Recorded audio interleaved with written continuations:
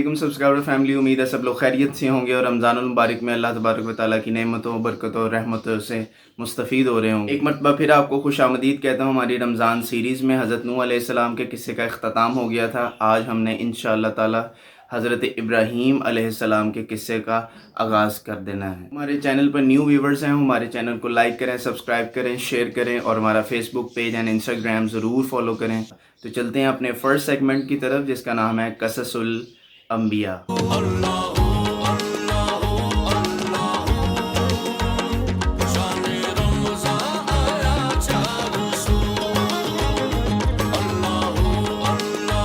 बादशाह नमरूद ने अपने मामूल की तरह अपना शाही तख्त सजा रखा था और उसके रफ़क़ा और जादूगर और नजूमी हस्बे मामूल उसके पास हाजिर थे। बादशाह नमरूद को कुछ नजूमी और जादूगर परेशान दिखाई दे रहे थे।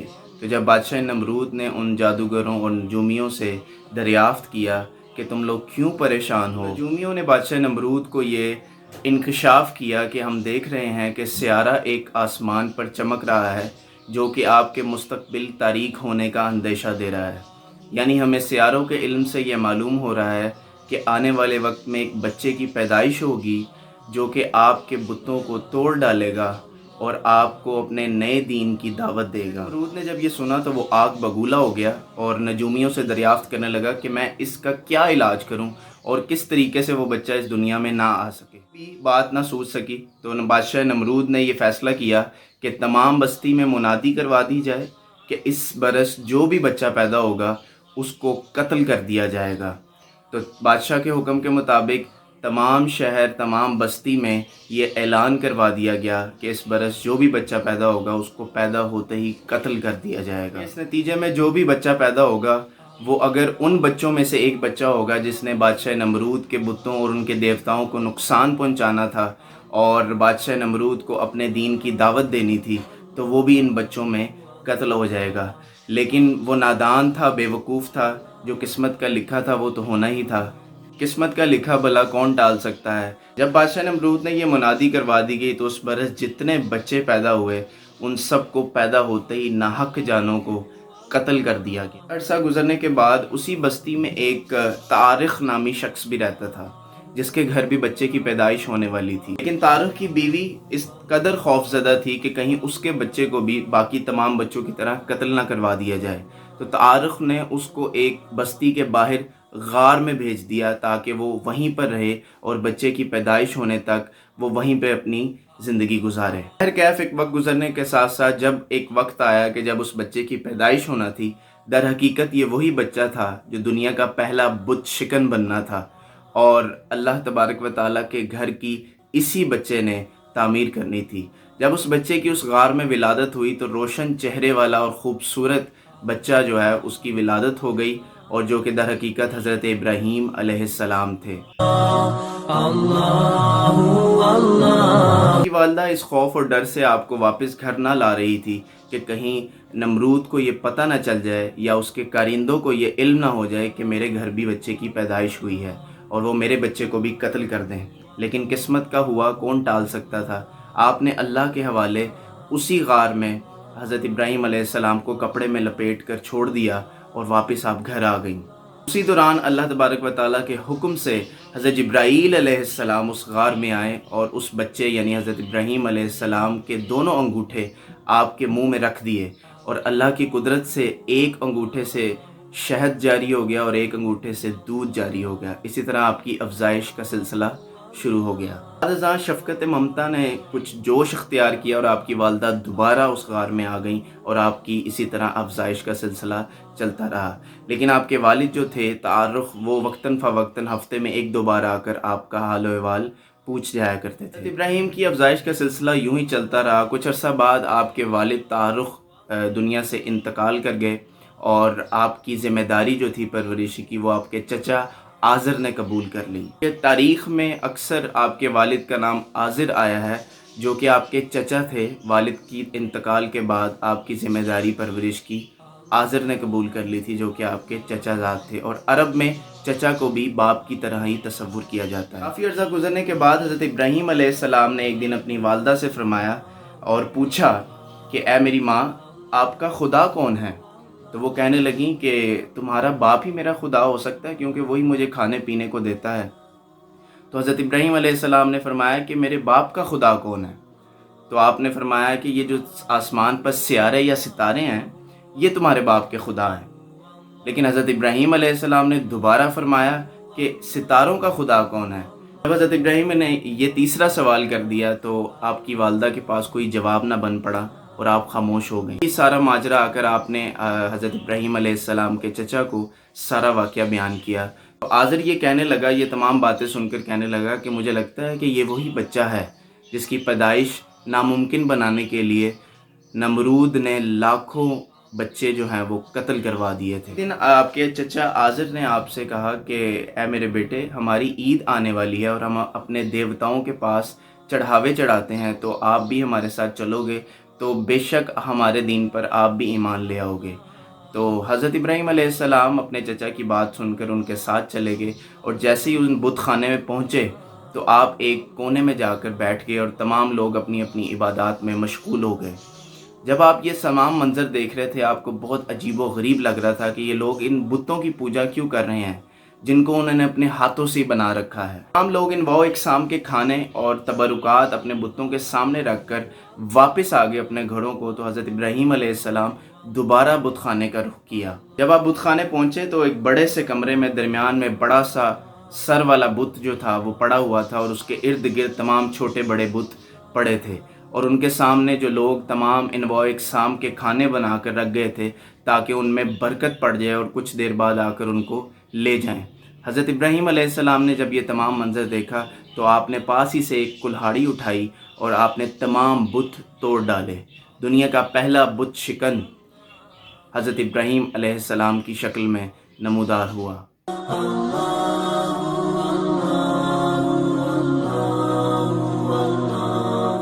جب آپ نے تمام بتوں کو توڑ ڈالا ایک ایک کر کے، تو آخر میں آپ نے وہ کلہاڑی جو تھی وہ بڑے بت کی کندھے پر رکھ دی۔ ابراہیم علیہ السلام کبھی اس کھانے کی طرف دیکھتے اور تو کبھی بت کی طرف دیکھتے اور اس کو کہتے مزاحن کہ اب تم کھاتے کیوں نہیں ہو؟ لیکن بت تو کچھ کر ہی نہیں سکتا تھا، کیونکہ وہ پتھر کا بت تھا اور وہ تو بالکل بے یار و مددگار تھا۔ انسانوں کے بنائے ہوئے بت تھے، وہ کوئی حقیقی خدا تھوڑی تھا کہ وہ ان تمام چیزوں کو سمجھ سکتا۔ لیکن لوگ نادان تھے اور ان خداؤں کی، ان جھوٹے خداؤں کی پوجا کرتے تھے۔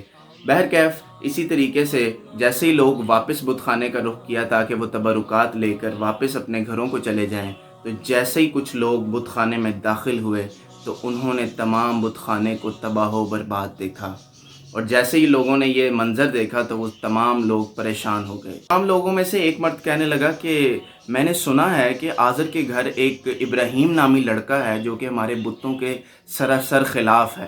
یہ گمان گزرتا ہے کہ یہ کام اسی لڑکے کا ہے۔ ان تمام لوگوں میں غم و غصہ پھیل گیا، کیونکہ ان کے مورتیوں کو، ان کے خداؤں کو، ان کے بتوں کو چکنا چور کر دیا گیا تھا۔ اب یہی بات نمرود کے دربار تک پہنچی۔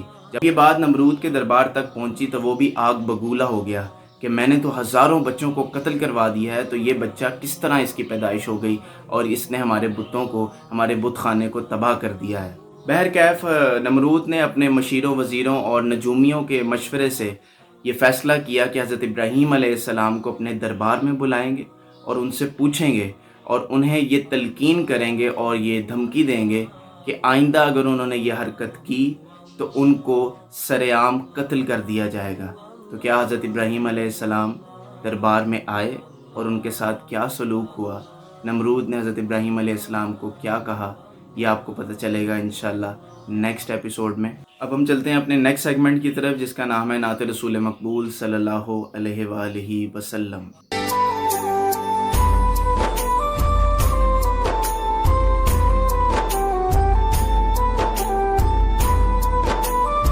لجپال نبی میرے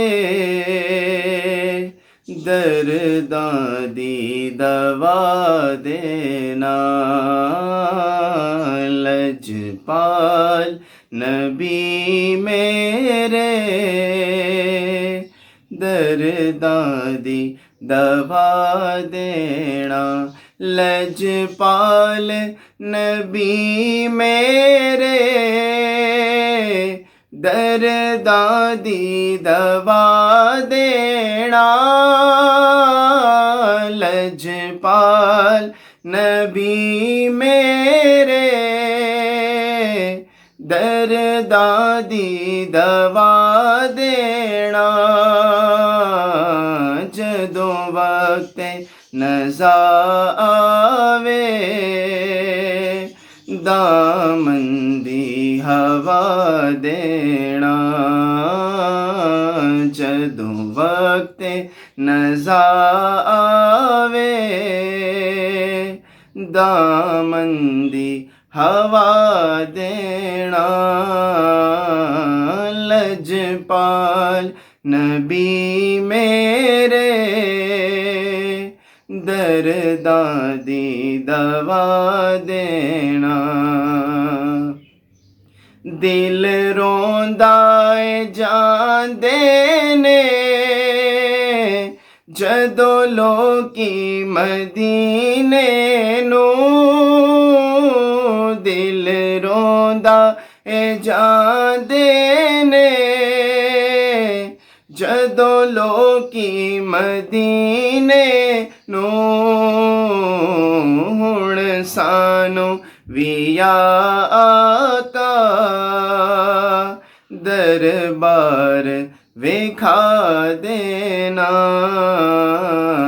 لجپال نبی میرے درداں دی دوا دینا میں نعت تیری پڑھنا میں ذکر تیرا کرنا میں نعت تیری پڑھنا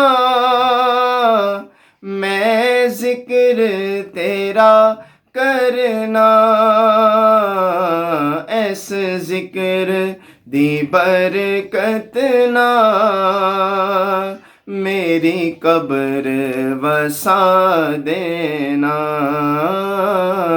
لجپال نبی میرے درداں دی دوا دینا ہم زادی تمنا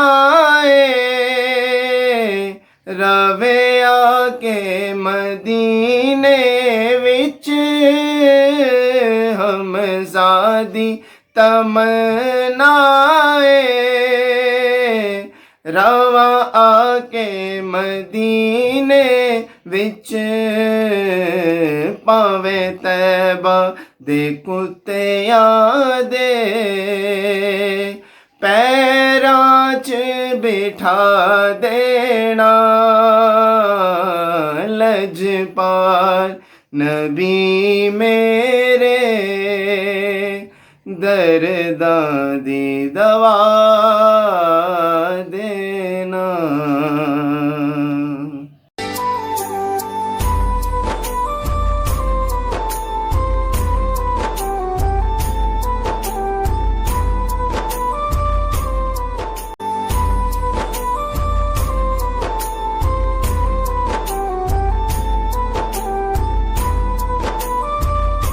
یہ تھا جی آج کا ایپیسوڈ. آپ سے ملاقات ہوگی انشاءاللہ نیکسٹ ایپیسوڈ میں. تب تک کے لیے اپنا بہت زیادہ خیال رکھیں اور رمضان المبارک ان قیمتی ساعتوں میں مجھے بھی اپنی دعاؤں میں ضرور یاد رکھیے گا.